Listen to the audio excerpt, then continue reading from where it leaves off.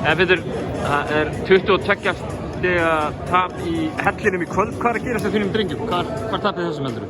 Við erum bara allt og linir. Við fáum 8 villur á okkur á 40 mínútum. Já, sérstaklega í þriðarleikluta bara leiða að labba í gegnum okkur.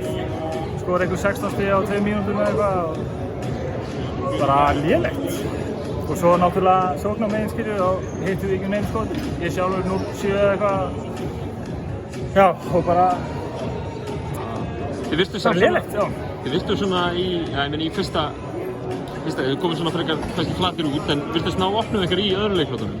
Svo var svona svo... Já, við ræddum það, taka momentuminn frá öðrum leikluta og koma með það inn í þriðarleikluta, en það bara tókst ekki neitt og við byrjuðum bara jafn flatir og eins og í fyrsta leikluta. Það var einhver svæðisvörn þarna á einhver tímabili, þess að þeir eiginlega bara bökkuðu frá okkur og þeir hittuðu ekki neitt.